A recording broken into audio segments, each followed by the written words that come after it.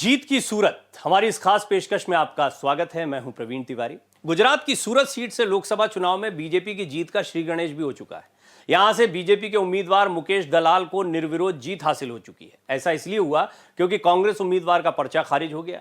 सूरत में बीजेपी उम्मीदवार मुकेश दलाल की निर्विरोध जीत का ऐलान हो गया है। ऐसा इसलिए हुआ है क्योंकि यहां बीजेपी का मुकाबला सीधे कांग्रेस से था और एन वक्त पर किसी कारण से कांग्रेस उम्मीदवार का पर्चा निरस्त हो गया। इसके बाद यहां की सियासी पिक्चर इतनी तेजी से बदली कि सूरत का पूरा सीन ही पलट गया। इसे लेकर पूरे देश में पॉलिटिकल हंगामा भी खड़ा हो चुका है। विपक्ष सरकार से सवाल कर रहा है।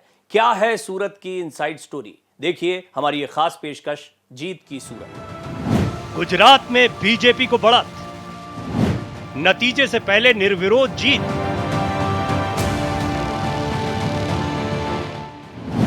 विपक्ष की खत्म हुई आस, नेताओं का टूट रहा विश्वास।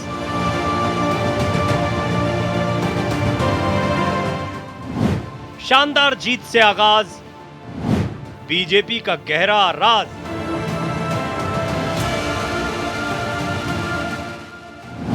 बीजेपी बनाम नहीं कोई और, मोदी हैट्रिक पूरा करने की ओर।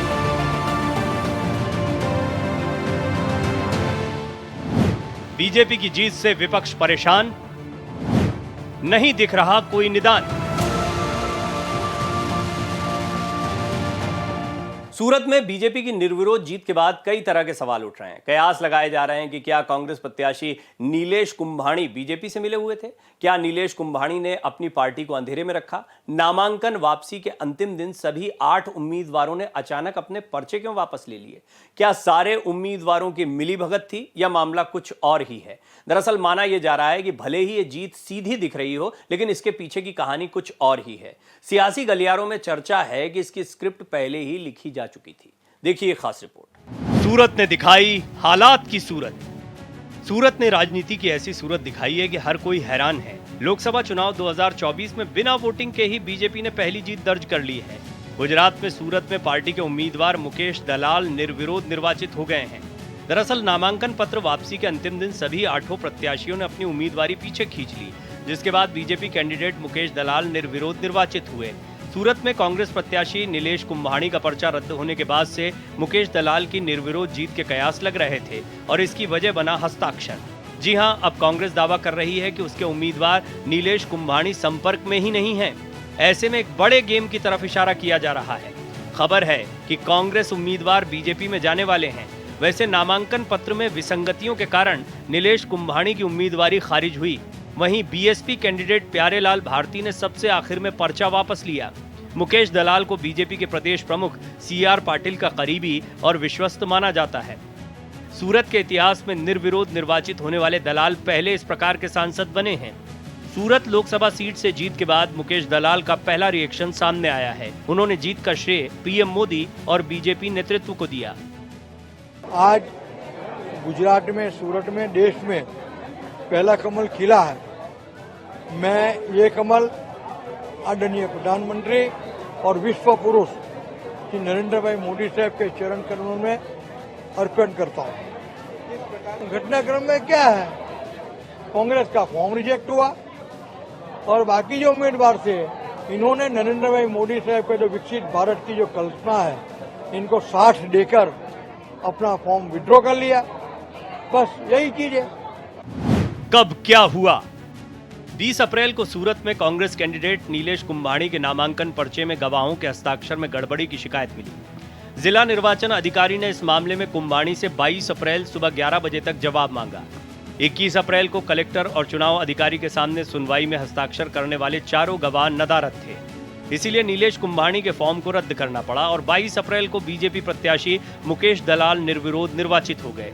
अब आरोप लग रहे हैं कि बीजेपी की जीत के लिए कांग्रेस कैंडिडेट ने बीजेपी से हाथ मिला लिया है। कहा जा रहा है कि नीलेश कुंभाणी पार्टी को अंधेरे में रखते हुए बीजेपी के लिए पहले से काम कर रहे थे। परिवार के सदस्य थे प्रस्तावक। नीलेश कुंभाणी के प्रस्तावक पार्टी के कार्यकर्ता या कोई अन्य नहीं थे, बल्कि उनके परिवार के लोग और पार्टनर थे। नीलेश कुंभाणी ने अपना प्रस्तावक बहनोई जगदीश सावलिया को बनाया। इसके अलावा बिजनेस पार्टनर ध्रुविन धामेलिया और रमेश पोलरा उनके प्रस्तावक थे। फॉर्म भरते वक्त नीलेश कुंभाणी इन गवाहों में से किसी को चुनाव अधिकारी के सामने नहीं ले गए। बाद में इन्हीं प्रस्तावकों ने फर्जी हस्ताक्षर का हलफनामा दिया और अंडरग्राउंड हो गए। नोटिस मिलने पर भी कोई सामने नहीं आया और कांग्रेस का चैप्टर क्लोज हो गया। ऐसे हुई प्लानिंग। कांग्रेस के चित होने के बाद बीएसपी और बाकी छोटे दलों के 8 उम्मीदवार बचे। इसके लिए सूरत के एक 5 स्टार होटल में सेंटर बनाया गया और वहीं पूरे दिन पूरी प्लानिंग को अंजाम दिया गया।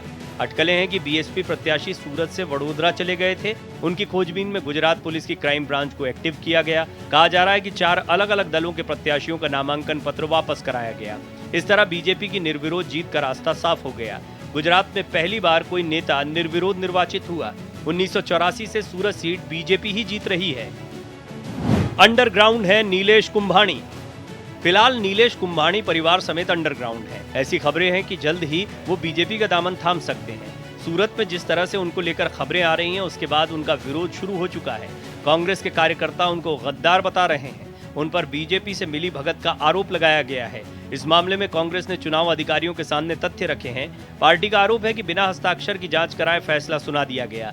कांग्रेस के नेता अभिषेक मनु सिंघवी ने सूरत चुनाव रद्द करने की मांग भी की है। सूरत में ये बात बारंबार हुई है, ये कोइंसिडेंस नहीं है, ये शत्रु का एक्शन है। क्या हुआ? एक साथ 4 प्रस्तावक कांग्रेस कैंडिडेट के खड़े होकर बोलते हैं कि ये हस्ताक्षर हमारे नहीं हैं। चुनाव के एक दिन पहले ये कहा जाता है। उसके बाद कुछ समय तक जो कैंडिडेट है सूरत से वो भी लापता होते हैं, मिलते नहीं हैं। अब सबसे रोचक, जो कोइंसिडेंस नहीं हो सकता, जितने और पार्टियों के जितने कैंडिडेट्स हैं सूरत से, सब विड्रॉ कर जाते हैं। ये ऐसा अजूबा तो हमने देखा नहीं। आम आदमी पार्टी ने दर्ज कराई शिकायत। आम आदमी पार्टी ने भी कांग्रेस उम्मीदवार के खिलाफ शिकायत दर्ज कराई है। गुजरात में कांग्रेस और आम आदमी पार्टी गठबंधन में है। पिछले कुछ समय से सूरत को लेकर सियासत हाई है। राहुल गांधी ने सोशल मीडिया पर सूरत का जिक्र करते हुए लिखा कि जनता से अपना नेता चुनने का अधिकार छीन लेना बाबा साहेब अंबेडकर के संविधान को खत्म करने की तरफ बढ़ाया गया एक और कदम है। जिस तरीके से पूरी घटनाक्रम हुआ और आज नीलेश कुंभाणी खुद अपना फोन स्विच ऑफ करके कहीं बैठ गया, तो ये लग रहा है कि वो पहले से कॉम्प्रोमाइज था। उसने कांग्रेस से टिकट ली और लेने के बाद ये पूरा मामला जो है भाजपा के कार्यालय में बैठ के उन्होंने जो पूरा मामला है उस मामले में पहले से ही उन्होंने ये तय था उनका कि फॉर्म भरने के बाद ये सारा षड्यंत्र करके पूरा जो चुनाव है उसको कॉम्प्रोमाइज करना है। हमारे साथी और कांग्रेस के भी साथी ने कहीं कोशिश करी है और कहा जा रहा है कि वो कोई गोवा चले गए हैं, परिवार के साथ गए हैं और कुछ दिनों में भाजपा भी ज्वाइन कर लेंगे। मतलब ये साफ साफ था, इस चुनाव के अंदर भाजपा के सामने कोई कैंडिडेट खड़ा न रहे, ये पूरा प्लान था। जयराम रमेश ने समझाई क्रोनोलॉजी। कांग्रेस के संचार महासचिव जयराम रमेश ने कहा, लोकतंत्र खतरे में है, आप यहां इस पर क्रोनोलॉजी समझिए। चुनाव अधिकारी ने सूरत लोकसभा से कांग्रेस प्रत्याशी नीलेश कुंभाणी का नामांकन प्रस्तावकों के हस्ताक्षर के सत्यापन में खामी के आधार पर रद्द कर दिया। चुनाव आयोग के मुताबिक उम्मीदवार को नामांकन पत्र दाखिल करते समय अत्यधिक सावधानी बरतनी चाहिए। इसके साथ ही रिटर्निंग अधिकारी को नामांकन प्रस्तुत करते समय उसी समय प्रारंभिक जांच करनी चाहिए। अगर पहली नजर में उसे कोई गलती दिखाई देती है तो उसे उम्मीदवार के संज्ञान में लाना चाहिए। नामांकन पत्र में लिपिकीय या मुद्रण संबंधी गलतियों को नजरअंदाज किया जा सकता है, लेकिन इसका मतलब यह नहीं है कि उम्मीदवार को नामांकन पत्र दाखिल करते समय सावधानी नहीं बरतनी चाहिए और रिटर्निंग ऑफिसर को ऐसी गलतियों को उम्मीदवार के ध्यान में नहीं लाना चाहिए। सूरत में क्या हुआ? सूरत लोकसभा सीट से कांग्रेस उम्मीदवार नीलेश कुंभाणी के 3 प्रस्तावक थे। तीनों उनके करीबी थे, एक बहनोई, एक भांजा और एक बिजनेस पार्टनर। नीलेश कुंभाणी ने चुनाव आयोग को बताया कि इन्हीं 3 लोगों के हस्ताक्षर प्रस्तावक के रूप में हैं। हालांकि बीजेपी नेता दिनेश जोधानी ने सवाल उठाया कि कुंभाणी के फॉर्म पर तीनों प्रस्तावकों के हस्ताक्षर फर्जी हैं। इधर कुंभाणी के प्रस्तावकों ने मना कर दिया कि वे उनके प्रस्तावक हैं ही नहीं। अब चुनाव आयोग ने कुंभाणी और उनके प्रस्तावकों को बुलाया तो कुंभाणी पहुंच गए, लेकिन प्रस्तावक नहीं पहुंचे। कांग्रेस कैंडिडेट ने कहा कि प्रस्तावक किडनैप कर लिए गए हैं। हमारा बहिष्कार करके चले गए, उनका अपहरण हुआ, ये हमें पता नहीं चल रहा है। नीलेश भाई हाईकोर्ट में इस पूरे प्रोसीजर के खिलाफ पिटीशन फाइल कर रहे हैं। अगर वो पिटीशन फाइल नहीं करेंगे तो बाद में पार्टी नीलेश भाई पर इंक्वायरी करेगी और कानूनन कदम उठाएगी। अखिलेश यादव ने उठाए सवाल। मौजूदा लोकसभा चुनाव में बीजेपी की ये पहली जीत है, मगर विपक्ष इस जीत को पचा नहीं पा रही है और बीजेपी पर हमलावर है। उत्तर प्रदेश के पूर्व मुख्यमंत्री समाजवादी पार्टी के मुखिया अखिलेश यादव ने भी मुकेश दलाल की सीट पर सवाल उठाया है। उन्होंने आरोप लगाया है कि सूरत में जनता का अपमान हुआ है, वहां वोट ही नहीं डालने दिया गया। हम तो पहले से ही कह रहे हैं बीजेपी वोट डालने का अधिकार ही छीन लेगी। देखिए वही हुआ है। मैंने इसीलिए कहा कि इलेक्शन खत्म होने के बाद चुनावी परिणाम के रुझान आते हैं, लेकिन ये तो चुनाव का पहला चरण खत्म हुआ है, उसी में रुझान आने लगे हैं। ये भाषा का इस्तेमाल करना, इस तरह की बात करना हमारे लोकतंत्र को कमजोर करता है। जो संविधान है, जो इलेक्शन कमीशन है, इन चीजों पर रोक लगाता है। ये तो मन की बात है जो किसी और के माध्यम से किसी और पे थोप के कही जा रही है, लेकिन जनता जानती है कि किसान बर्बाद हुआ है। मुकेश दलाल पहले ऐसे सांसद नहीं है, उनसे पहले 35 सांसद इसी तरीके से निर्विरोध जीत चुके हैं। 1951 से चुनाव हो रहे हैं और तब से 35 सांसद हैं जो ऐसे ही निर्विरोध चुनाव जीतते आए हैं। समाजवादी पार्टी प्रमुख अखिलेश यादव की पत्नी डिंपल यादव भी पहली बार निर्विरोध ही जीतकर संसद पहुंची थी। जो उम्मीदवार बिना किसी मुकाबले के लोकसभा में पहुंचे, उनमें से सबसे ज्यादा कांग्रेस से हैं। 1957 वाले चुनाव में सबसे ज्यादा 7 उम्मीदवार निर्विरोध जीते थे। इसकी अपनी एक कहानी है। निर्विरोध चुनाव जीतने का एक बड़ा असर भी होता है, इसके कई पॉलिटिकल मायने भी निकाले जा सकते हैं। अब जैसे सूरत की ये जो जीत है, जिसमें निर्विरोध मुकेश दलाल जीत गए हैं, उससे आसपास की सीटों पर कितना असर पड़ता है। पॉलिटिकल हंगामा खड़ा होता है, कार्यकर्ताओं में इसका एक मैसेज जाता है, लोगों में इसका एक मैसेज जाता है। तो कुल मिला के ये जीत सिर्फ एक सांसद की जीत नहीं होती, इसके बहुत सारे मायने भी होते हैं।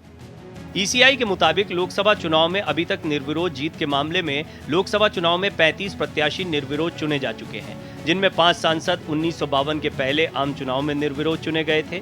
इसके बाद 7 प्रत्याशी 1957 में निर्विरोध जीते थे। ये संख्या अब तक की सबसे ज्यादा संख्या है। वहीं 5 सांसदों को 1967 के चुनाव में किसी चुनौती का सामना नहीं करना पड़ा। 3 प्रत्याशी 1962 के आम चुनाव में निर्विरोध जीतकर संसद पहुंचे। 2 प्रत्याशी 1977 के लोकसभा चुनाव में निर्विरोध रूप से जीते और एक प्रत्याशी 1971, 1980 और 1989 के चुनाव में निर्विरोध जीते थे। अब सूरत से बीजेपी के प्रत्याशी को निर्विरोध जीत मिली। 2024 के चुनाव में ये इस तरह की पहली जीत है। अब तक 9 प्रत्याशी उपचुनाव में भी निर्विरोध जीतकर लोकसभा पहुंचे हैं। लोकसभा चुनाव में निर्विरोध जीत। 20 सांसद कांग्रेस के निर्विरोध जीतकर लोकसभा पहुंचे। 2 सांसद सपा के जिन्होंने निर्विरोध जीत हासिल की। 2 सांसद नेशनल कॉन्फ्रेंस के लोकसभा में पहुंचे। 1 सांसद बीजेपी का 2024 के चुनाव में निर्विरोध जीता। 1 निर्दलीय उम्मीदवार का चुनाव अब तक निर्विरोध हुआ है। किस पार्टी के कितने सांसद निर्विरोध बने? आनंद चंद निर्दलीय 1951 Bilaspur. T A Ramalingam Chettiar Congress 1951 Coimbatore. T Sangna Congress 1951 Raigarh Phulbani. Krishnacharya Joshi Congress 1951 Yadgir.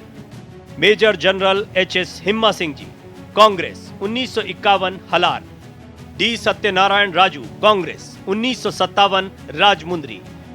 संगम Laxmibai Congress 1957 Vikarabad. Vijay Chandra Bhagwati Congress 1957 Darrang. Mangru Babu Uikey Congress 1957 Mandla. H J. Siddhanan Jappa Congress 1957 Hassan. Manvendra Shah Congress 1962 Tehri Garhwal. T Krishnamachari Congress 1962 Tiruchendur. हरे कृष्ण मेहताब कांग्रेस 1962 अंगुल। कनूरी लक्ष्मण राव कांग्रेस 1967 विजयवाड़ा। आर ब्रह्मा कांग्रेस 1967 कोकराझार। मोहम्मद शफी कुरैशी कांग्रेस 1967 अनंतनाग। कुशोक बकुला रिनपोछे कांग्रेस 1967 लद्दाख। सेनयांगबा चुबातोशी जमीर या एससी जमीर NNO 1967 नागालैंड। PM सईद कांग्रेस 1971 लक्षद्वीप। रिंचिन खांडू खिमरे कांग्रेस 1977 अरुणाचल पश्चिम। छत्र Bahadur Chhetri Congress 1977 Sikkim. Farooq Abdullah JKNC 1980 Srinagar. Mohammad Shafi Bhatt JKNC 1989 Srinagar. Dimple Yadav Samajwadi party 2012 Kannauj.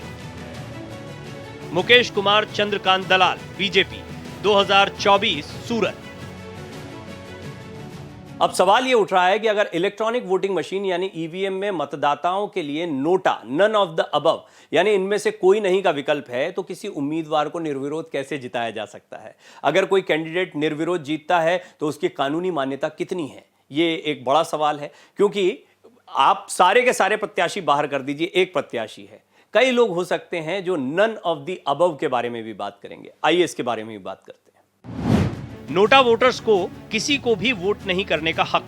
Supreme court ने सितंबर 2013 में एक फैसला दिया था, जिसके बाद इलेक्ट्रॉनिक वोटिंग मशीन ईवीएम में नोटा का इस्तेमाल शुरू किया गया।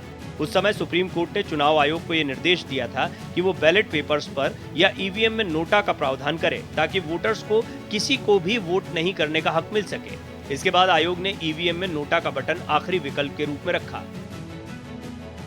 वोटर के लिए रूल 490 बना बड़ा हथियार। दरअसल रूल 490 के नियम के मुताबिक किसी वोटर को यह हक है कि वो वोट नहीं करे। नोटा से पहले कोई वोटर अगर किसी प्रत्याशी को वोट नहीं देना चाहता था तो उसे फॉर्म 490 भरना पड़ता था। हालांकि पोलिंग स्टेशन पर ऐसे फॉर्म भरना उस वोटर के लिए खतरा भी हो सकता था। ये कंडक्ट ऑफ इलेक्शन रूल्स 1961 का उल्लंघन भी था। इससे वोटर की गोपनीयता भंग होती थी। नोटा सभी वोटर्स का प्रतिनिधित्व नहीं करता। पॉलिटिकल एक्सपर्ट्स का कहना है कि तकनीकी रूप से देखा जाए तो किसी प्रत्याशी को निर्विरोध जीता ठहराना सही नहीं है, क्योंकि ईवीएम मशीन में नोटा का विकल्प होता है। हालांकि लोकतांत्रिक व्यवस्था में ऐसा कर पाना बड़ा मुश्किल है, क्योंकि किसी न किसी को जीत का सेहरा तो पहनाया ही जाता है। वैसे भी नोटा सभी वोटर्स का प्रतिनिधित्व नहीं करता है। ये कुछ उन लोगों का प्रतिनिधित्व करता है जो किसी को अपना प्रतिनिधि नहीं मानते। नोटा पर चाहे जितनी मुहर लगे, लेकिन अगर एक वोट भी प्रत्याशी के समर्थन में पड़ा तो भी उसे ही जीता हुआ मान लिया जाएगा। वैसे भी लोकतंत्र में न ही नोटा की आवश्यकता है और न ही उसे उम्मीदवार माना जा सकता है। जो भी प्रत्याशी निर्विरोध जीतता है उसकी जीत ही कानूनी रूप से सही मानी जाती है। जम्मू कश्मीर से सबसे ज्यादा निर्विरोध जीत। अब तक 4 सांसद जम्मू कश्मीर से निर्विरोध चुने गए, जो निर्विरोध जीतने वालों की सबसे ज्यादा संख्या है। यूपी, तमिलनाडु, असम समेत 7 राज्यों में 2-2 सांसद निर्विरोध चुने गए। 2 सीटें सिक्किम और श्रीनगर की हैं, जहां एक से ज्यादा बार निर्विरोध चुनाव हुआ। गुजरात की सूरत लोकसभा सीट पर बीजेपी की निर्विरोध जीत पूरे देश में छाई हुई है। अब की बार 400 पार का आगाज बीजेपी ने निर्विरोध जीत के साथ किया है और ये एक ऐसा लक्ष्य है जो बीजेपी के लिए इस बार चुनौतीपूर्ण माना जा रहा है, लेकिन बीजेपी इसको लेकर उत्साहित भी। आप देख रहे हैं प्रधानमंत्री मोदी, गृहमंत्री अमित शाह किस तरीके से सिर्फ गुजरात तक सीमित न रहते हुए पूरे देश में लगातार रैलियां कर रहे हैं, लगातार रोड शोज कर रहे हैं और दक्षिण के किले को भी अब फतेह करने की तैयारी बीजेपी कर रही है। इसी तरह से आपने देखा पूर्वोत्तर में किस तरह बीजेपी ने अपने पैर जमाए हैं। तो कुल मिलाकर बीजेपी अपने क्षेत्र को बड़ा कर रही है। गुजरात वो राज्य जहां से सभी की सभी सीटें बीजेपी ने जीती हैं पिछली बार, और गुजरात इस बार भी मजबूत किला माना जा रहा है, तो वहां पर यह निर्विरोध जीत बहुत बड़ा मैसेज भी देती है। बीजेपी ये लक्ष्य हासिल कर पाएगी या नहीं कर पाएगी ये तो खैर 4 जून को पता लगेगा चुनाव नतीजों में। गुजरात के सूरत शहर की पहचान डायमंड सिटी के तौर पर है और पूर्व में ये शहर कपड़ा उद्योग के लिए दुनिया भर में जाना जाता था। सूरत देश की इकलौती ऐसी सीट है जहां से देश को पहले उप प्रधानमंत्री और फिर प्रधानमंत्री मिला है और इसी सीट पर इस बार चर्चा जो है निर्विरोध जीत की हो रही है। आज के लिए बस इतना ही। देश दुनिया की बाकी खबरों के लिए बने रहिए भारत एक्सप्रेस के साथ। नमस्कार।